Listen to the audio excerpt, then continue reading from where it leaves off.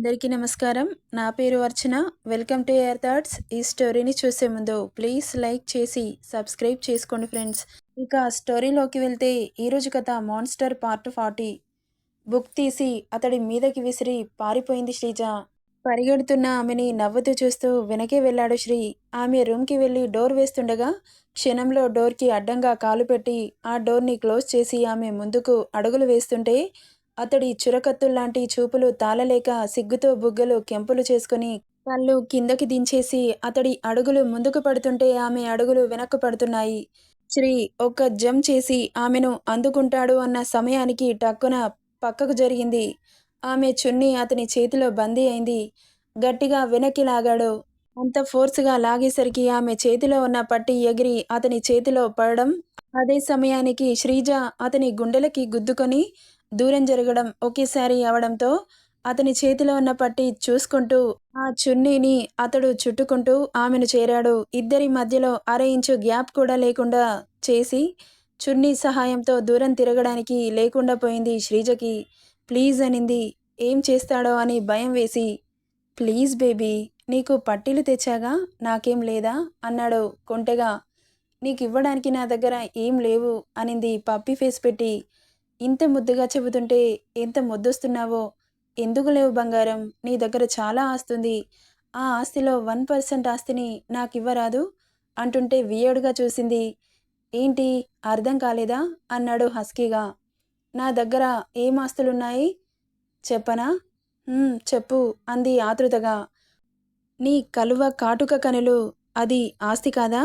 దానికి కాపలాగా ఉన్న కనురెప్పలు, ఒత్తుగా వలయాలు ఉన్న కనుబొమ్మలు, షార్పుగా ఉన్న నీ చిలక ముక్కు, దాని కింద సన్నటి గులాబీ రేకులు, పక్కన చబ్బీ చీక్స్, ఇంకాస్త పక్కకు వెళ్తే అందమైన చెవులు, కాస్త కిందకి వస్తే శంఖం లాంటి మెడ, ఇంకా కిందకి వస్తే మగాడికి సవాల్ విసిరే కళ్ళకి విందు చేసే యవ్వన గిరులు అంటున్న అతడి మాటలకి ఆమెకు తెలియకుండానే బుగ్గలు ఎర్రబడ్డాయి. అతని నోటి మీద చేయి పెట్టింది శ్రీజ.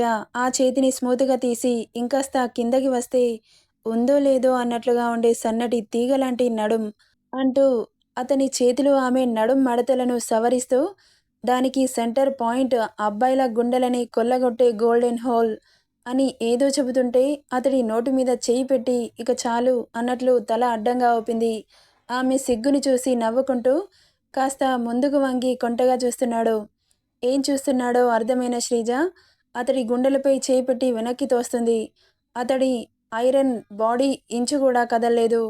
ఏదో ఐడియా వచ్చినట్లు అతడి చేతిలో ఉన్న పట్టీ యవ్వన గిరుల మధ్యలో కనిపిస్తున్న క్లీవేజ్ని నవ్వుతూ చూస్తూ పట్టీని ఆమె శిఖరాల మధ్యలో వేసి శ్రీజని వెనక్కి బెండ్ చేసి బెడ్ మీద పడేలా చేసి టక్కున ఆమె మీద చేరిపోయాడు.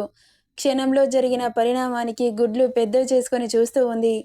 ఆమె పట్టి స్పర్శకి ఆమె అణువణువు కంపించి కళ్ళు గట్టిగా మూసుకుంది.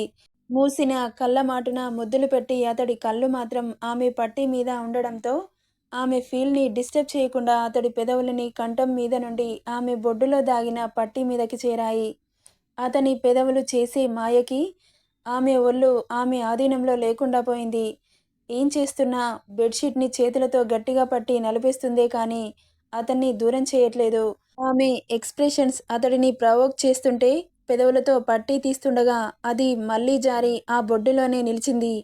ఒంట్లో నరాలు ఒక్కసారిగా జివ్వుమన్నాయి శ్రీజకి. శ్రీ నెక్స్ట్ ఏం జరుగుతుందో ఎక్స్పెక్ట్ చేసి ఆ పట్టీని తీసి ఆమె కాలికి గట్టిగా పెట్టి ముద్దు పెట్టాడు. ఆమె కాలుని ముట్టుకోగానే టక్కున లేచి కూర్చుంది. నువ్వు ఉండాల్సింది అక్కడ కాదు, ఇక్కడ అంటూ అతడి చెయ్యి తీసుకొని ఆమె గుండెలపై పెట్టి చూపించింది.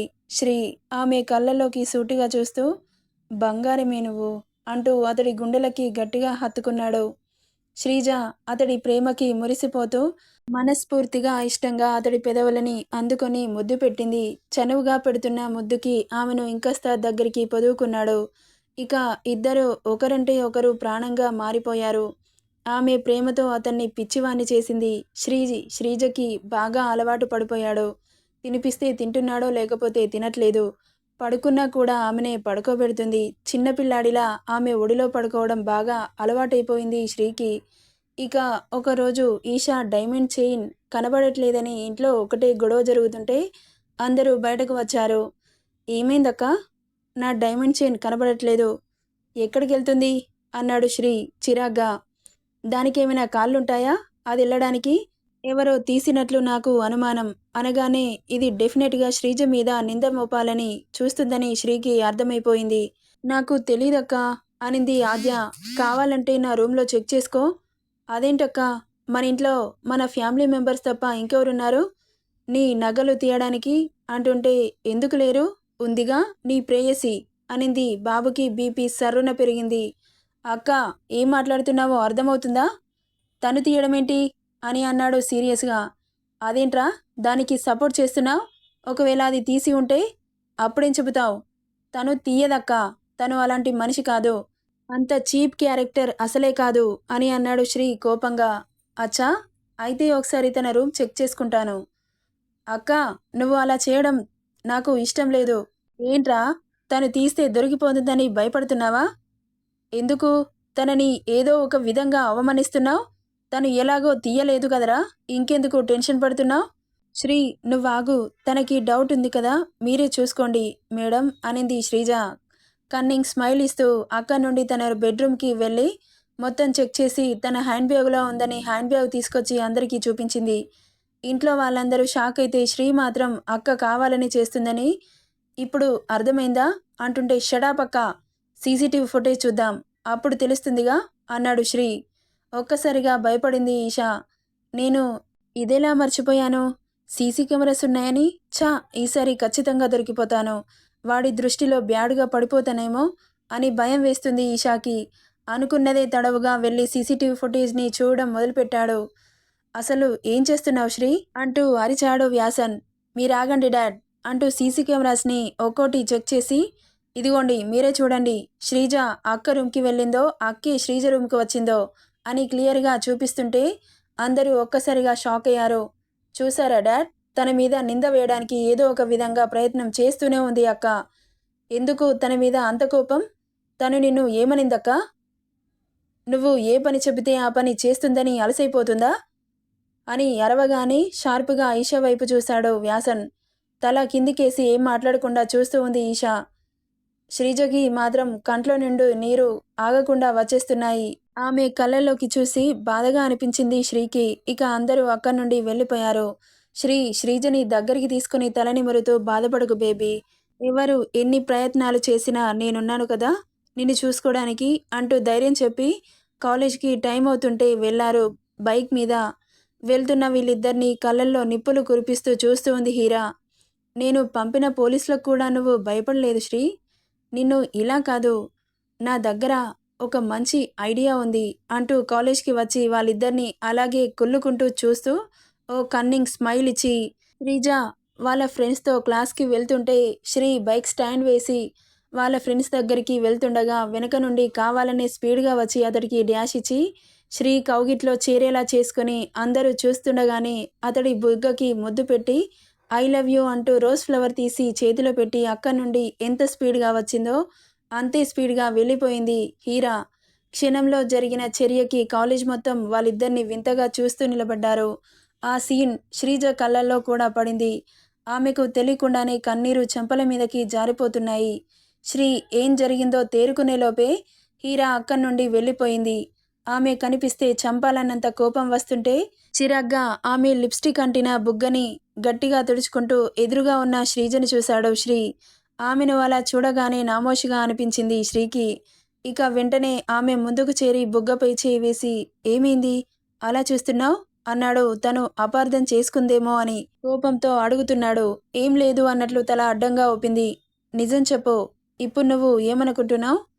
ఏం లేదు అని మళ్ళీ తల ఊపుతుంటే నోరు తెరిచి మాట్లాడు. నీ మనసులో ఏముందో తెలుసుకోలేనంత వెర్రి నా కొడుకుననుకుంటున్నావా?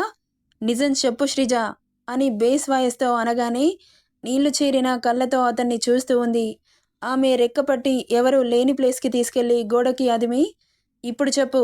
చెప్పకపోతే నా మీద ఒట్టే అని ఆమె చెయ్యి తీసి అతని తలపై పెట్టుకోగానే ఆమె మనసులో మాట చెప్పాలని లేకపోయినా అతడు ఒట్టు వేసుకునేసరికి వాళ్ళిద్దరినీ క్షణం అలా చూసి ఆమె మనసులో వచ్చిన ఆలోచనకి చెప్పలేక తప్పలేదు. చెప్పు అని గద్దించగానే నేను బోర్ కొడితే నన్ను వదిలి వెళ్ళిపోతావా అనింది అందంగా ఉన్న హీరని చూసి. ఆమె మాటకి శ్రీజ చెంప చెల్లుమనిపించాడు. అంత ఫోర్సుగా కొట్టేసరికి తుల్లిపడింది. నీ కంటికి ఎలా కనిపిస్తున్నానే? నెలకో దాన్ని మార్చేవాడిలా కనబడుతున్నానా అని అరవగానే ఆమె ఏం ఆలోచించిందో ఒక్కసారిగా అర్థమై సారీ అన్నట్లు చూస్తూ ఉంది శ్రీజ. చెప్పు. Sorry Sri, really sorry. సడన్గా అలా చూసేసరికి చాలా బాధ అనిపించింది. ఏం మాట్లాడుతున్నానో అర్థం కాలేదు. ఐఎమ్ రియల్లీ సారీ అని చెబుతుంటే ఆమె నడుం పట్టి ఫోర్స్గా మీదకి లాక్కొని ఆమె కళ్ళల్లోకి సూటిగా చూస్తూ బోర్ కొడితే వదిలేస్తానా అన్నావు కదా. Yes, you are right. Bore కొడితే డెఫినెట్గా వదిలేస్తాను అని విసురుగా వదిలి అక్కడి నుండి క్లాస్కి వెళ్ళిపోయాడు శ్రీ. వెళ్తున్న అతడిని కళ్ళనీళ్లతో చూస్తూ sorry Sri, I'm really sorry. నేను పిచ్చిగా ఆలోచించాను. అసలు నేను నీకు బోర్ కొడితేనే కదా నువ్వు నన్ను వదిలేయడానికి అని నవ్వుకుంటూ క్లాస్కి వెళ్ళింది శ్రీజ.